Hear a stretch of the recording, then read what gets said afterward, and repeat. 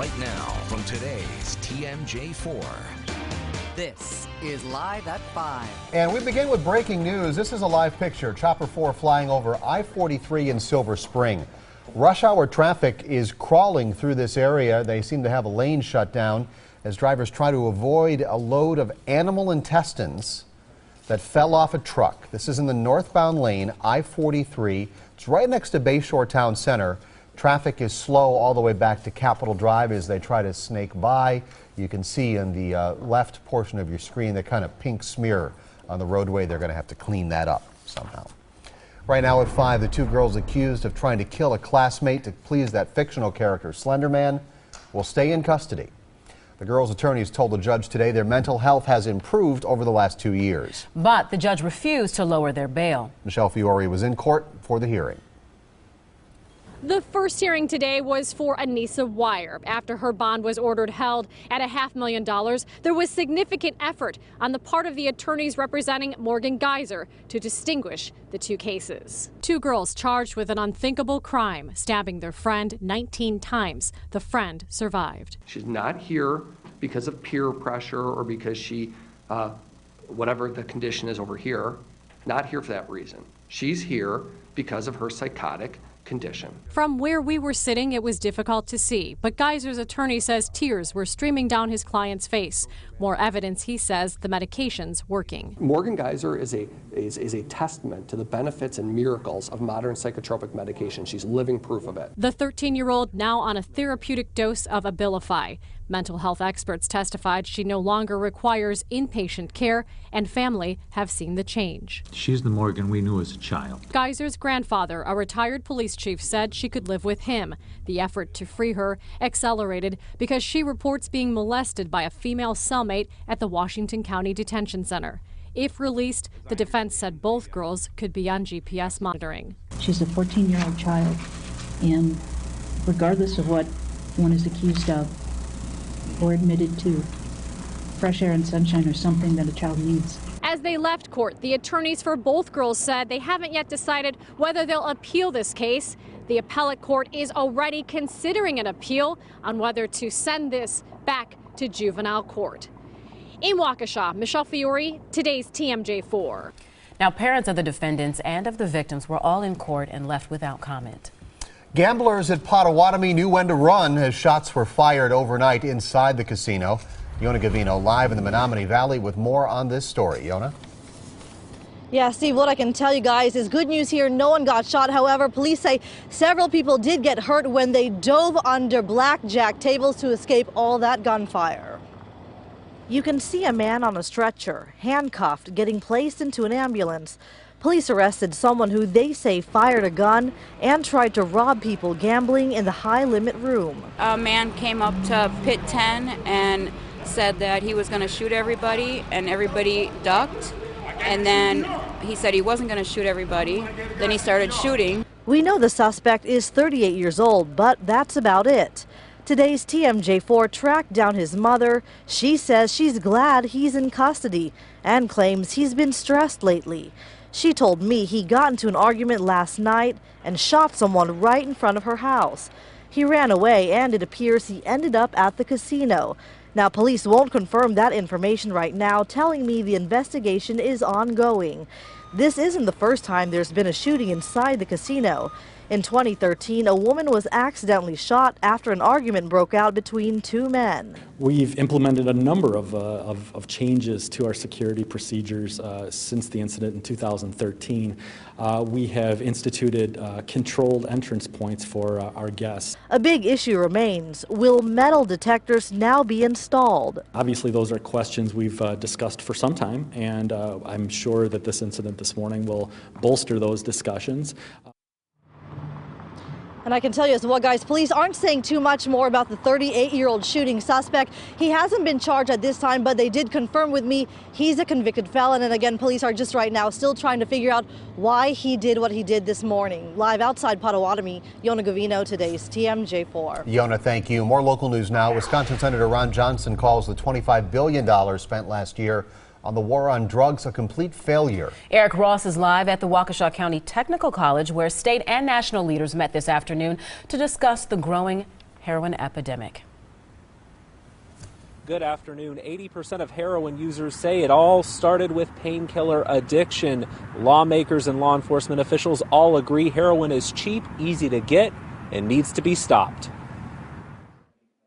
Wisconsin Senators Ron Johnson and Tammy Baldwin are known to disagree on just about everything, but today the two came together to discuss the heroin epidemic. This affects every corner of America. And in 2014, 28,000 Americans lost their lives. Lawmakers say doctors who overprescribe painkillers are semi-responsible. When a patient gets hooked and can no longer afford pain pills, Johnson says they turn to heroin. You can buy a heroin apparently in Milwaukee today for $100 a gram, which equates to about $10 a hit, which is the price of a good craft beer in a fancy restaurant.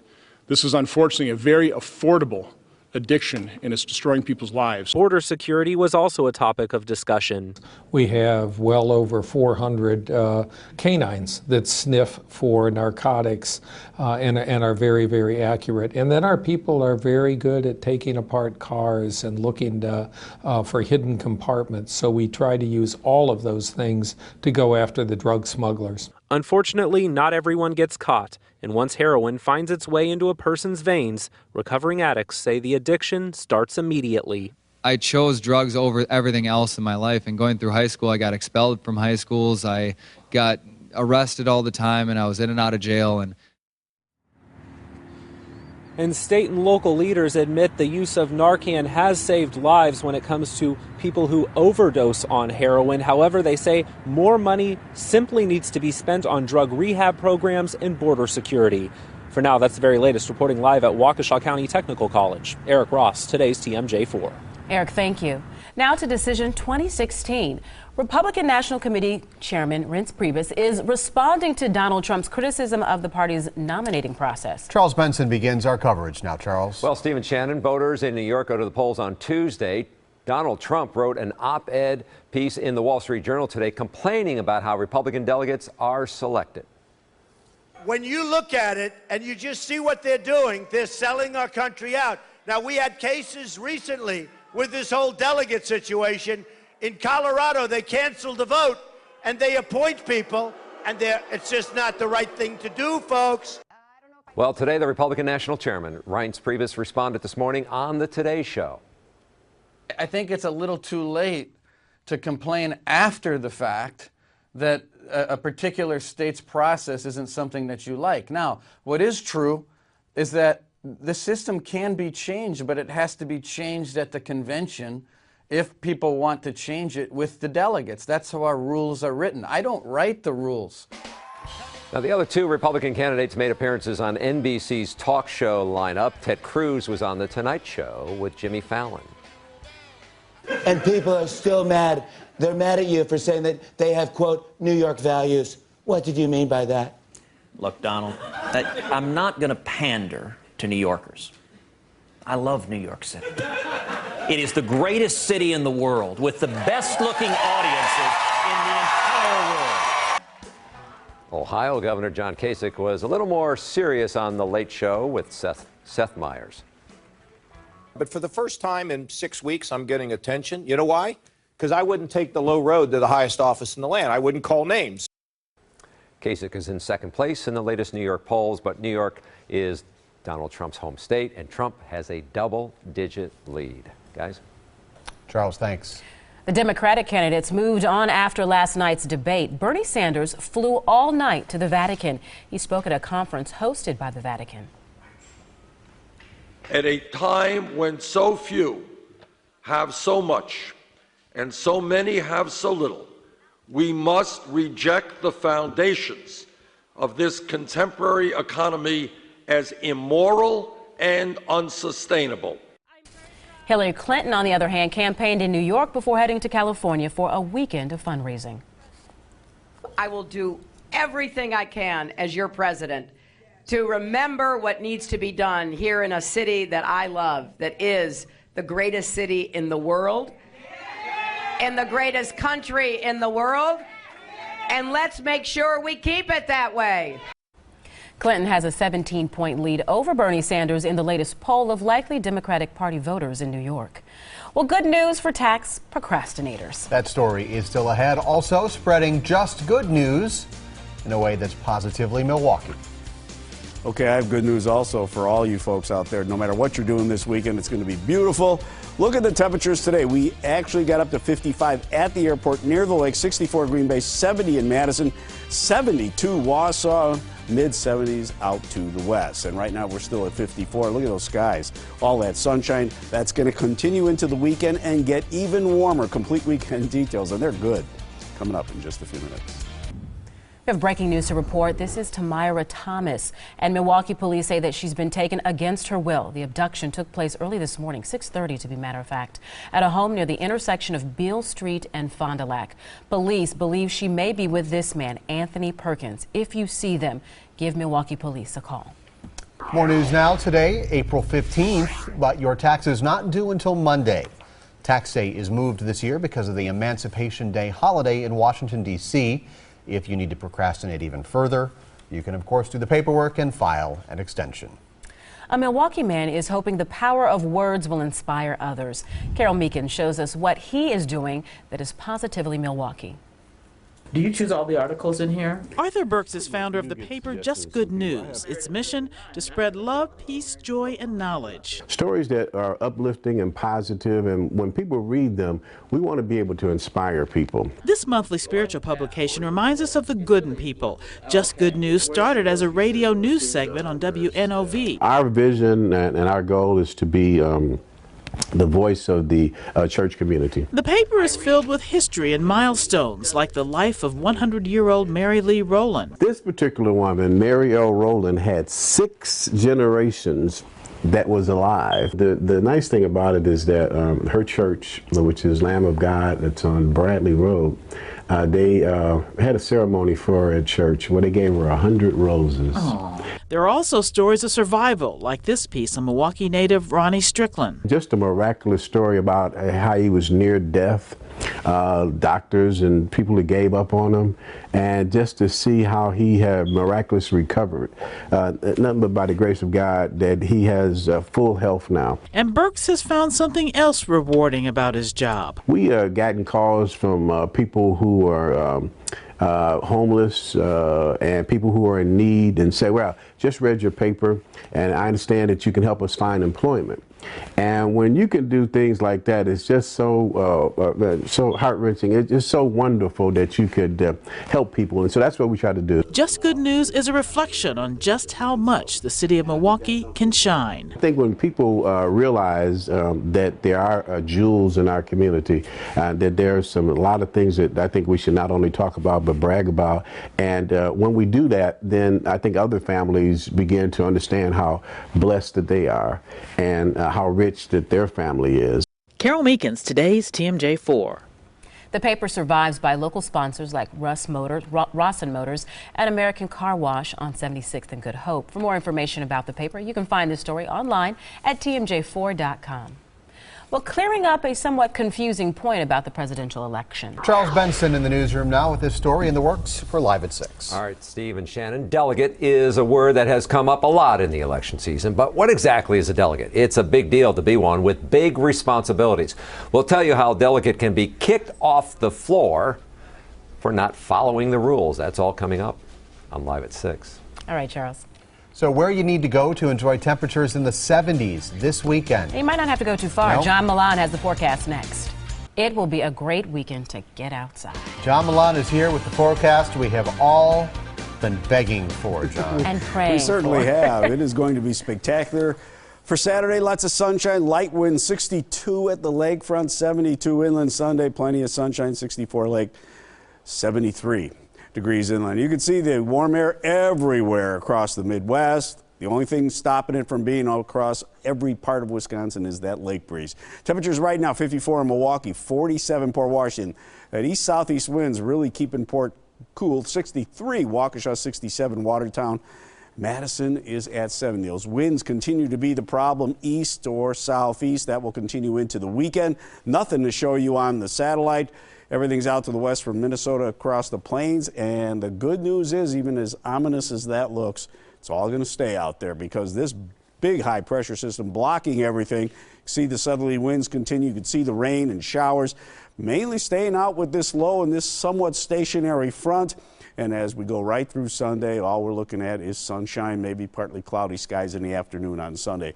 We're going to give you specific temperatures across southeastern Wisconsin. On Saturday, 67 West Bend, Fond du Lac 70, Beaver Dam 72, Watertown 69, Burlington 60 to 62 degrees, except Port Washington stays a little bit cooler in the mid-50s on Sunday. More of the same, 70 Waukesha, 74 in Lake Geneva, 73 Watertown, 58 in Sheboygan. So for tonight, clear skies, 42 degrees. Those winds continue light out of the east. A beautiful evening for your fish fry. And then for tomorrow, lots of sunshine, mild temperatures, light southeast wind, 62 at the lake, 72 inland. Go to Steve's house, watch him put mulch down. I'm not going to do it. On Sunday, we're looking at beautiful weather, mostly sunny skies, 64 near the lake, 73 inland. Here's your Storm Team 4 7-day forecast. Well, we're looking at a little showers Monday and into Tuesday, but look at those temperatures. They stay in the mid to upper 50s as they do right through the end of the week. We're back to 60 on weather day with sunshine, of course. 57 on Friday, so a nice stretch ahead. Lance Allen. Robin Yount and Paul Molitor, the Brewers' version of the dynamic duo. Now Molitor is the manager of the winless 0-9 Minnesota Twins, and Yount can sympathize. Well, he's used to it, though. Isn't that how they started last year? Yeah, so no. Hey, the first week or even the first month of a major league season can be extremely exaggerated, good and bad. So, you know, let's face it, we all know how long a baseball season can be. Right.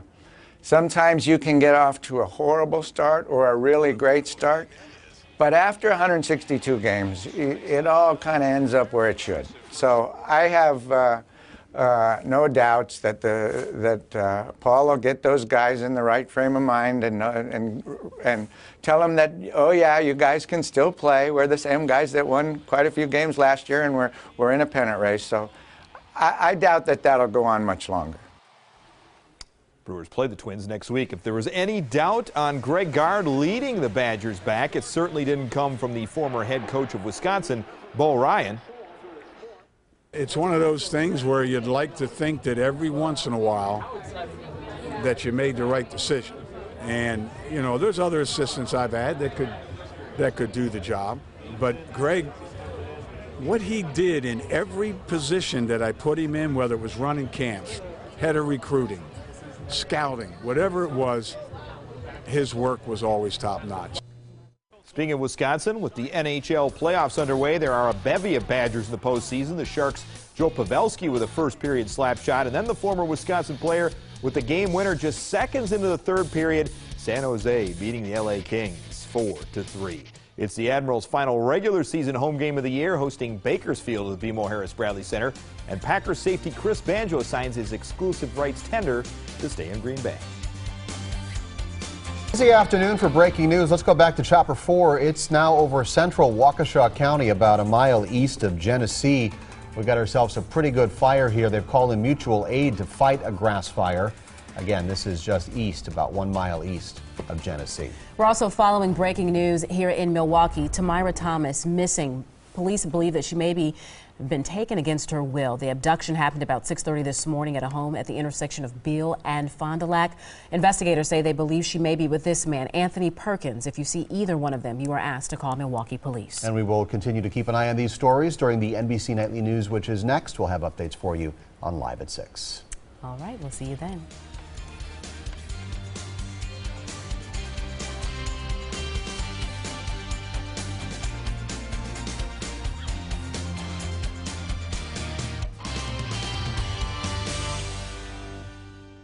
Tonight, is that what you're